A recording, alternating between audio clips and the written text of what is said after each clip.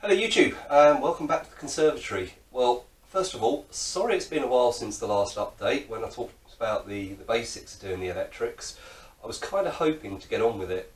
Unfortunately, as you can probably tell, I'm sort of recovering from a bit of a cold. So I haven't done much on the bike for over a week because of it. Now, that's a bit of an issue because I've actually got a track day booked in 2 weeks' time, and so I've really got to get the bike finished. So I'm going to crack on today and have a look at the wiring. Now, I've done the bulk of the wiring because, to be honest, it's pretty boring watching me just crimping terminals and cutting wires and wrapping tape around everything. But I've left a few little odd jobs just so we can run through them, just so you can see what I've been doing. So the first thing I'm going to do is we'll move the camera, we'll have a look at the bike, and I'll show you how I started. Okay, so the first thing I did, I took the old wiring loom and as you can see I stripped all the old tape off it.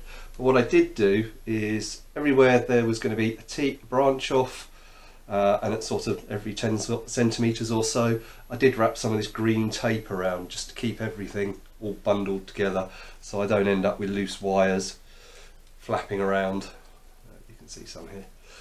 So having done that, I then positioned all the various electrical components where they belong. So we've got the CDI here, we've got this speedo eliminator box here. Now, for those that don't know, the 400s all came with a speed restriction as standard from Japan, or most of them did. And what that meant was there was a little module inside the speedo, and when you hit 180 kilometers an hour or 112 mile an hour, it would actually cut off the signal to the ignition relay and stop you exceeding 112 mile an hour. So this little black box basically replaces that module because, of course, we don't have a speedo on this bike anymore. So there's that. The battery's in position here. Then moving forward, I've got the fuel pump relay. I've got the fuel pump itself. Coils are in at the front here, and I'm just going to move you around a little bit. So hopefully you can see, so the coils are here, and we've done some various connections. Obviously one of the jobs we are going to do today is, you can see that previously someone had actually got rid of the original multi-connector for the alternator and replaced it with these bullet connectors. Well, already as I tried to disconnect them, you can see this one just pulled straight off the wiring. So we're going to replace that with a multi-connector. The other thing we need to do is, I've got the regulator rectifier here, and we need to replace this terminal here. I'll show you a bit closer later on, but as you can see, one of the connections has actually frazzled itself. So we've got a brand new connector, complete with all its terminals. Just get that off the internet. So we're going to be replacing that, and we're going to be replacing these here with the correct connector. What I have done is, as you can see, I've fitted some new three-way connectors, or two-way in this case, and four-way connectors, and I actually bought this little box here. Wasn't very expensive, it cost about £8 off the internet, and what it is a whole load of multi-blocks. So I've got six pin connectors, 4-pin, 3-pin and 2-pin connectors, plus all the terminals here. So this is great. So although you can take the old terminals out of the old connectors and reuse them, which is something I may do a bit later on with those, we've got some nice shiny new ones, which always looks a bit better. Then moving forwards, so moving round, you can see I've fitted the speedo and the temperature gauge, and I've fitted the main kill switch and the start button. Obviously there's nothing on the left hand handlebars because there's nothing we need there. So the way I've wired it in is everything now runs through the kill switch. So the kill switch has replaced the ignition key, and that'll turn everything on, and then obviously your start button as well. So we fitted the speedo cable and the speedo and the temperature gauge, and that's where we're going to start off with, because what I've done is I've fitted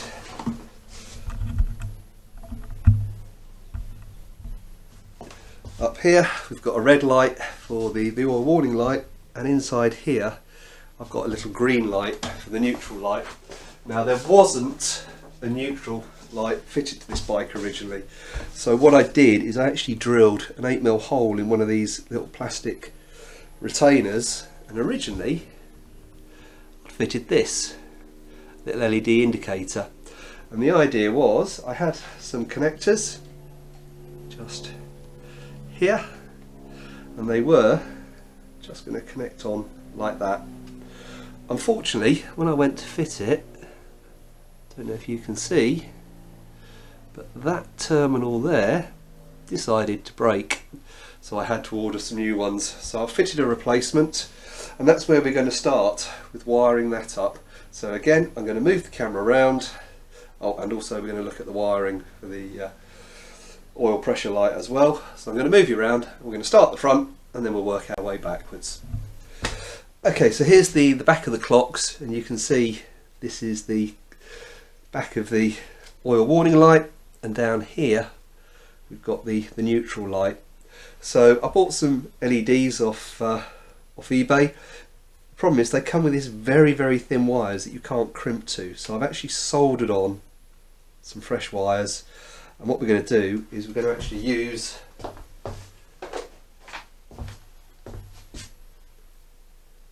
these old 2-pin connectors here to connect the blocks up. The other thing I've done is I have actually used just these crimp-on connectors up here. Now you may remember me saying in the last video that the problem with these connectors is that they're exposed. So the first thing we're going to do is sort that problem out. So in here I've got my little box of heat shrink in assorted sizes.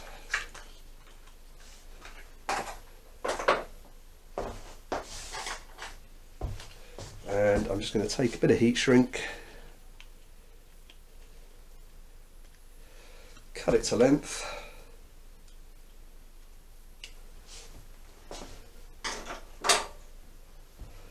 and we'll place that over here.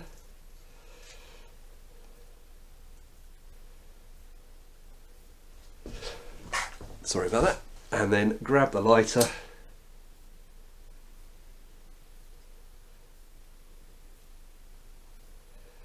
and hopefully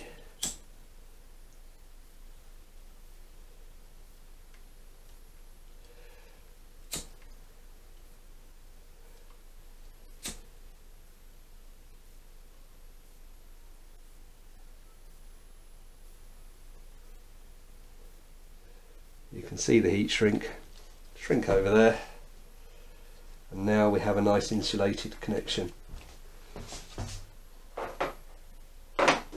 The other way to do it is you can actually buy these little insulated covers, or just use insulated terminals in the first place, but that now means that those terminals aren't going to touch anything and short out, so that's good. So the next thing we want to move on to is sorting out these little connectors here. Okay, so as you can see, I've already fitted the two female terminals on these wires here, and I have fitted one of the male terminals on these wires here. So what we need to do now is just cut this bit of wire down to length and fit another male terminal on it. So I'm just going to match them up together and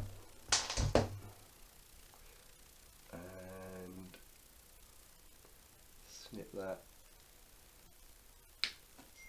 there.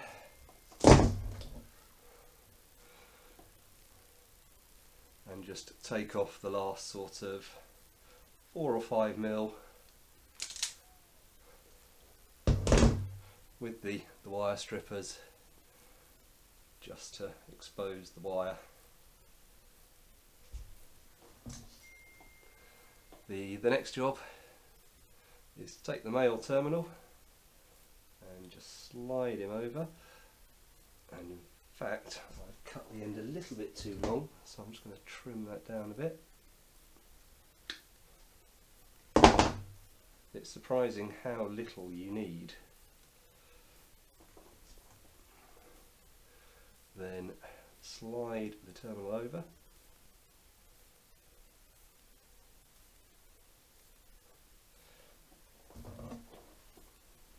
And this is one of those jobs where you need sort of a couple of hands really.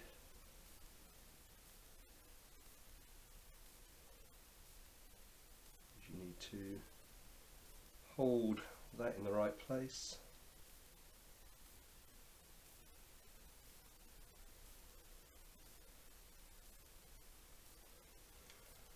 And hopefully you can see,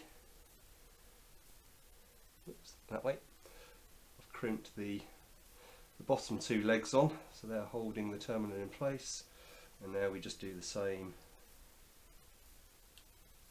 with the front two terminals.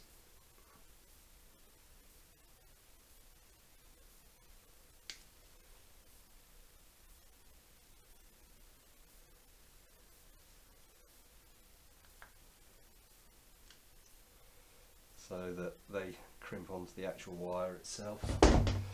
Now before we go any further, I am just going to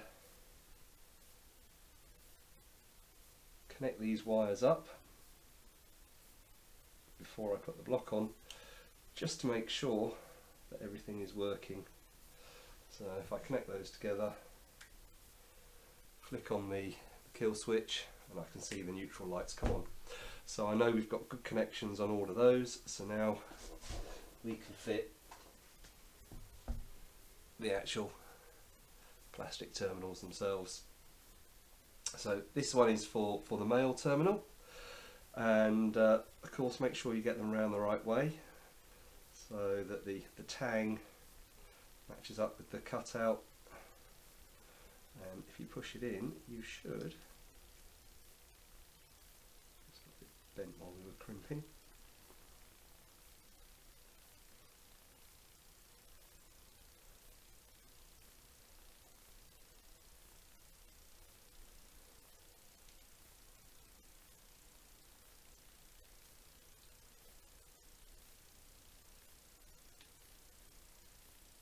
You should hear it just clip into place.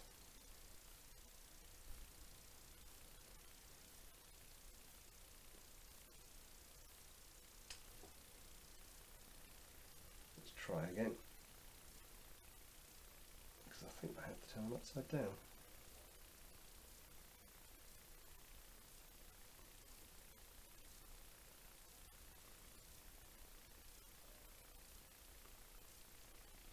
There we go.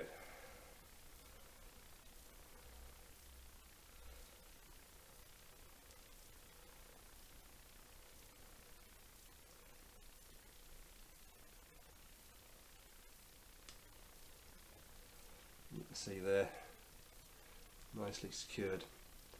And obviously we need to do the same with this terminal, but always make sure you get them the right way around, so it doesn't hurt to sort of push them together so that we know the black one goes on the top. Again, look for the cutout, so it's going to go that way round.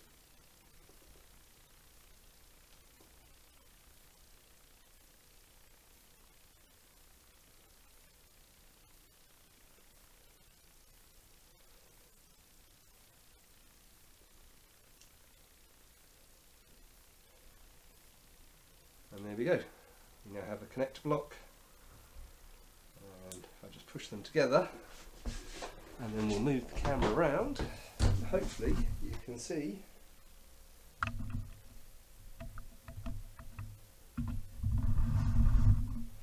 when I flip the kill switch, we've got the neutral light and we've got the oil warning lights working. And if we just click it out of gear or into first gear, the neutral light extinguishes. So that's that little job done. So the next thing we're going to move on to is going to be more cutting and crimping of terminals.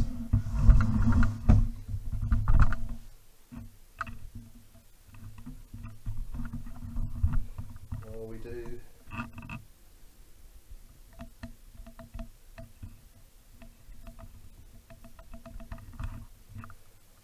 exactly the same for these here. Now, although these are slightly thicker wires, so we're going to use bigger terminals, the principle is exactly the same. So the first job is just to cut off the old connectors. So 1, 2, 3, and luckily, as you can see, there's plenty of slack in those. So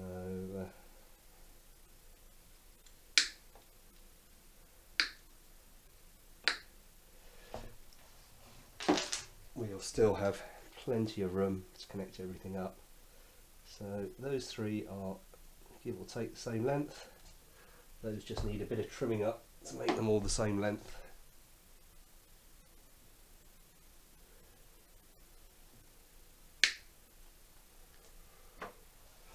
One thing we do in wiring is you end up with bits of wire all over the place. So here we go, and let's find our bag of big terminals.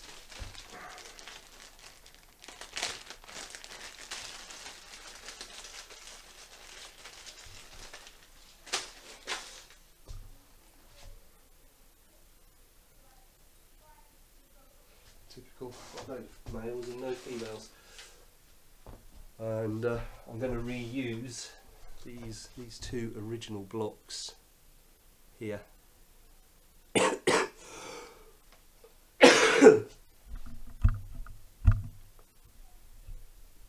I rescued. So I think I'm going to switch you off because you don't really need to see me doing more wire stripping and crimping. Like I said, it's all a bit boring really. So I'm just going to do that, and then when it's finished we'll come back, have a look, and hopefully you'll see everything all clipped together. So as you can see, I've done the 3 male terminals and I've done 2 of the female terminals, so we've just got the last one left to do. So what I've done is with this terminal I've actually just closed up the ends slightly because they don't always fit in the actual crimping part of the tool properly. So once we've done that, I'm just going to put it in the tool in the right place, very lightly hold it, and just push your cable through, and we'll crimp down onto the insulation and repeat.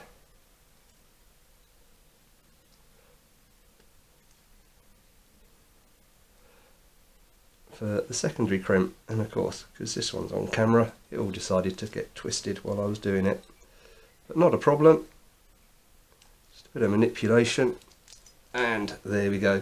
So now I've got all 3 females and all 3 males, so we just need to connect them to their relevant blocks. So again, this one, the one with the little clippy bit on, this is what goes over the male terminals, and then the smaller one goes over the female terminals.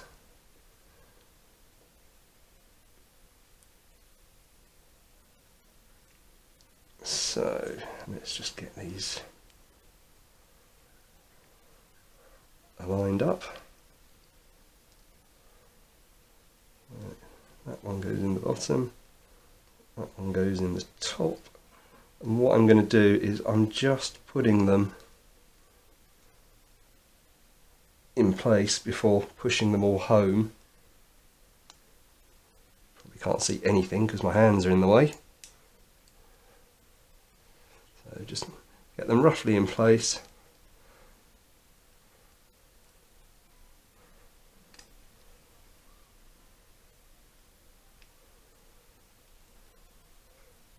And then it is just a case of pushing them home.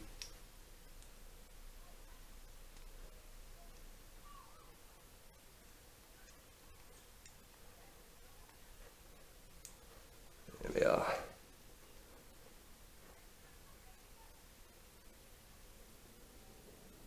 And so you can tell when they're home because you will actually hear them snap into place.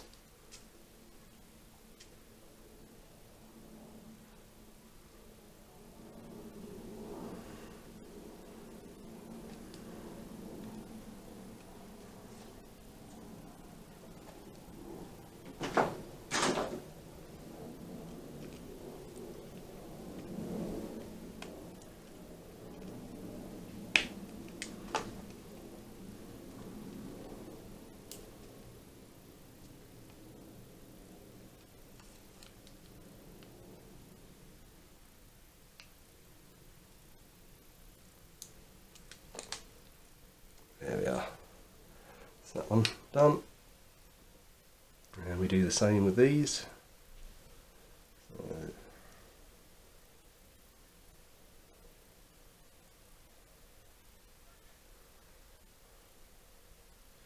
One, two,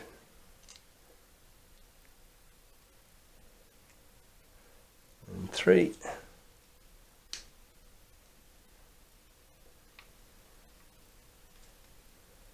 Again, they should just push home and you should be able to hear them clip into place.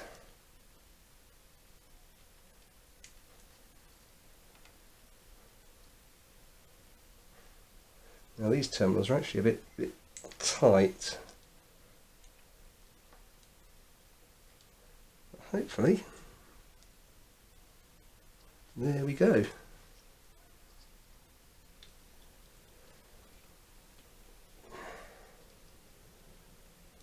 You can see that one's didn't clip home properly.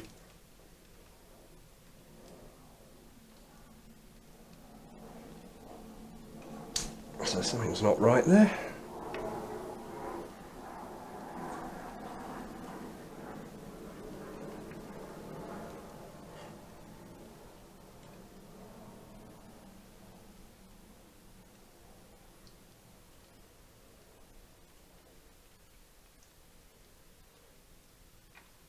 Try again. There we go. And obviously I've now just got to rewrap everything with some fresh tape. In fact, if I'd thought ahead, I would have put a bit of shrink wrap on there. But black tape will have to do in this instance. So that's that bit done. I've now got to do exactly the same to this connector here, as it's a repeat of exactly what you've seen there. I'm not going to bother showing that. And then finally we just need to wrap everything up in the black tape and finish it off. So I have actually got this little bit here to wrap in tape, so we might as well wrap that while I've got the camera on, and then we'll call it a day for this little video. It's only a short one, mainly because there's a lot of repetition. It would have been very boring, but actually I've been working on the electrics for probably about 2 or 3 days on and off, in between sneezing and coughing and everything. So let's move you up.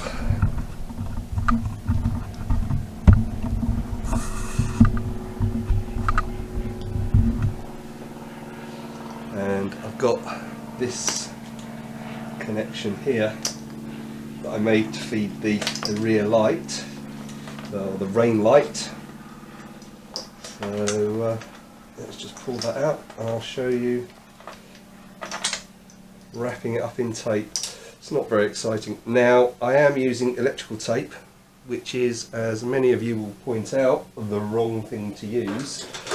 You should use self-amalgamating tape, or better still, you can actually buy the outer sheathings that you just put on and wrap or seal off with shrink wrap, but I haven't got any of that, so I'm going to cheat. And it's a very small loom anyway for a race bike, so it's not the end of the world. And now this again is another one, like everything to do with electrics, another one of those jobs where you need 3 hands, because you need to keep tension on the actual wires whilst you try and wrap your tape round as neat as possible.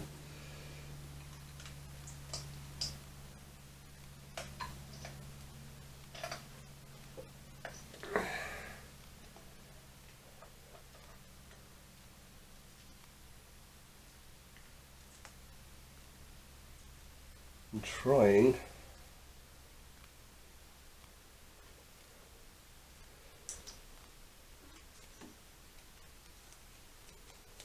not to touch the inside of the tape if possible.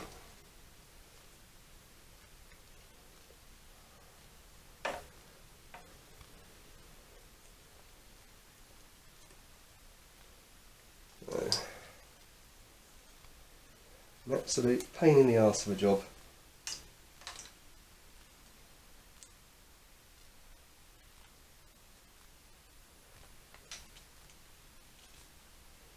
In fact, it's often easier to do it in short sections, so cut off the actual roll, and then you're not dealing so much weight flapping around.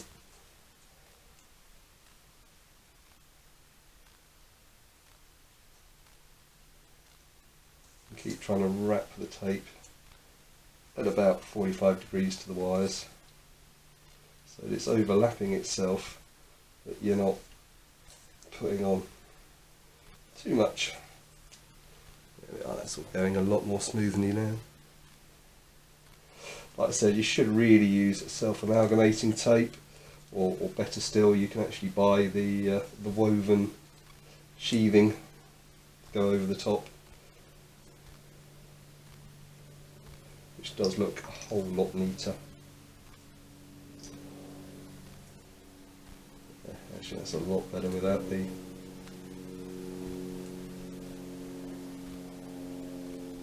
actual roll of tape on.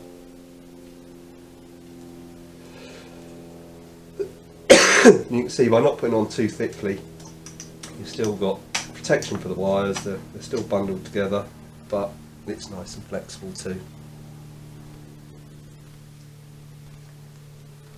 Right, well, I'm going to carry on finishing off the wiring. Like I said, it's not the most exciting of videos, but hopefully I've covered a few things that you'd like to have seen. And if you have any questions, obviously leave them in the comments box. And until then, I will see you in the next video, where we're going to refit the carbs, and then hopefully a quick oil and filter change. And I think I might actually put some fresh brake fluid in as well. I've noticed the brake fluid in the rear reservoirs looking a bit discoloured. And then we're ready for the first startup since the rebuild. So fingers crossed it will all start up. So until the next video, thanks for watching, look after yourselves, and I'll see you soon.